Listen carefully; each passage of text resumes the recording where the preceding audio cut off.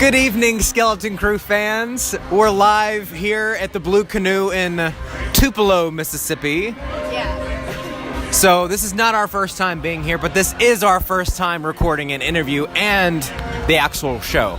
So it's kind of cool for us. I'm just making this up on the fly. I have no idea what I'm doing, and neither does she. But we did write down some questions that you guys had for us. And we plan to answer said questions. So, yes, sorry. All right. So, what do we got, Cameron? All right, our first question comes from Nick Peaver from Facebook, who asks, what are our top 5 influences in terms of shaping our sound? Top 5. Top 5. Number 1, the Smashing Pumpkins. I've been a fan of the Smashing Pumpkins for as long as I've really been into music, been into playing music. 2 would probably be Jack White. I know we get compared to the White Stripes quite a bit, and I personally don't think that we really resemble the sound at all. No, I wouldn't say lyrically, musically, but I can see where people could think that, maybe aesthetically. Jack White is super inspirational. I think he's one of the last rock stars, and I just love everything that comes out of Third Man and his brain. Number 3, probably the Veils. And this is my influences, by the way. We're going to get to you later in a second. I mean, so far you've said pretty much everything I would say. So. All right. So 3 would be Veils. The Veils, originally out of London, England, or England. They spent some time in New Zealand, so I think there's some confusion on where their origins lie, but it's one of the two. 4 would probably be Bob Dylan. There's no poet like Bob Dylan, you know. I think he is the poet of rock and roll, you know. Yeah. And then 5, probably Tom Waits. Yeah. I agree with all those. You don't have a top 5? Okay, maybe. What would be different? I would probably replace Bob Dylan with Led Zeppelin. For me personally. Just for me personally. But other than that... What about Bowie? Bowie has to be in your top 5, right? I might replace the Smashing Pumpkins with Bowie. Okay. For me. Yeah. So, Bowie, the Veils, the White Stripes, Tom Waits, and Led Zeppelin. Okay. Those are my 5. Right on. You ready to move on? Yeah, let's move on. All right. Second question, also from Facebook, and it's like 3 in 1 or 2 in 1, I think. Is that even allowed? I mean, I didn't tell anybody. It's allowed today. In this interview, it is. So because we love you guys. So. Passion. Andrew Wyman asks, number 1, do we feel famous? No, because we aren't. I mean, hometown. I guess we're sort of hometown heroes in a way, which is cool. I mean, yeah, we're Jackson famous, as Dave Thomas would say. Dave, if you're watching this, you're keyboard slash, and we love you. You're a nerd. His second question is, who would we like to tour with realistically? He didn't define realistically, but I'm assuming that means, like, alive. Who would we want to tour with realistically? Yeah. Okay. Realistically, I mean, the Veils are an indie band. You know, they are not a mainstream band. They're not based in America either, so maybe, I don't know how realistic that is, but I would love... I mean, that would be... Like, if I were to say realistically, that would be at my top for me. Yeah, I think I would say the same thing. Just speaking from who we know we would fit well with, and just the odds of getting booked in front of an act. I would say the Veils probably. His final question is, would you consider adding a horn section? Yeah. Yeah, why not? I mean, I don't really typically think of horns when I write, but when they are added in the music, it sounds great. So maybe for a tour, yeah, why not? Yeah, why not? More toys. All right, the rest of the questions come from YouTube, which is where we intended to direct everyone.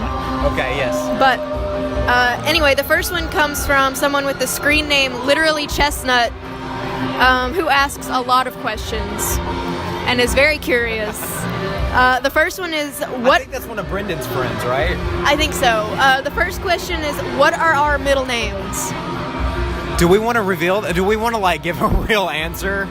Yeah, why not? Yeah. Okay, fine. You go first. My middle name is Wilson. Like the volleyball, or the dodgeball, or the whatever ball.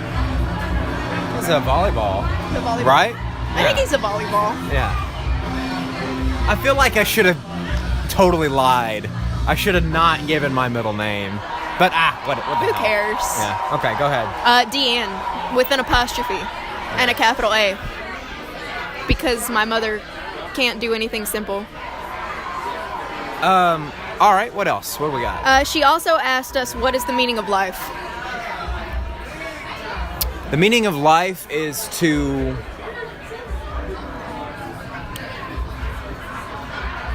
I sit and think about this all the time. Me too. In my room while I write my sad songs. The meaning of life is finding your own happiness and finding what you think your purpose is.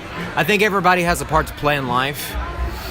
I think I found my place. I think the meaning of life, I'm not really sure if there is one, but I think you need to make your own meaning of life up. I think everyone does that to some extent. Yeah, you have to. I mean, yeah, it's you short, so you've choose gotta your be destiny. Happy. Yeah. You heard it here first, folks. It's short. Try to be happy about it. Do whatever it takes to be happy about it, short of killing and eating people. Yeah. Don't be Jeffrey Dahmer, but live your truths. Yeah. Be nice to each other. So who are our musical inspirations as a band? Kurt Cobain, because that sort of told me when I first discovered Nirvana that I could do anything as a musician. I didn't have to play the right notes on the guitar. I could sing out of tune. I could write whatever I wanted, and it's okay. It's art. So I would say Kurt Cobain. For me, I would say John Paul Jones, because I've never heard better bass tone from anybody. I've never heard a guy that just knows what to play when, who stays in the sweet spot, who just embodies everything that a rhythm section should be in my life. Yeah. He just knows. Yeah. Her second question is, what originally made us want to start a band? Because I knew if I wanted to get anywhere, I saw your talent, and I was like, if I want to get off the ground, I got to trick this girl into being a band with me. And you did. You tricked me. Yeah. I didn't get made to want to start a band. I got tricked into starting a band. So. Her final question is, does it get tiring doing shows in and out of Tennessee? Yes. Yeah. It's exhausting. We're in the process of sort of branching out a little bit, so yeah. I'm tired. All right. Adam Billings asks, what is your songwriting process? Well, it kind of varies. Sometimes I'll just be inspired. I'll hear something or read something, watch something, and be inspired to write. Sometimes I just sit down and I tell myself I need to write. Yeah, it's kind of... I can't really explain what the process is other than you just have moments. I don't know. Sometimes you know when there's a song inside you. I've had songs bounce around in my head for months at a time. Sometimes they're intimidating. Sometimes I don't want to write a song because I know it's going to take so much energy out of me. But I write it anyway. So, anyway, yeah. Yeah. Hope that answers the question. Tyrell, our good buddy, Tyrell, asks us, what are you guys' dream instruments? Let's narrow it down to one. I'm going to give 2, okay? Because that's... All right, fine. Okay. One, I guess, would be an ES 335, but it's one of those instruments that you can get that kind of tone out of a lot of different guitars. So that's why I'm going to give another one. National made this guitar back in the 60s, and they only made it for 2 years.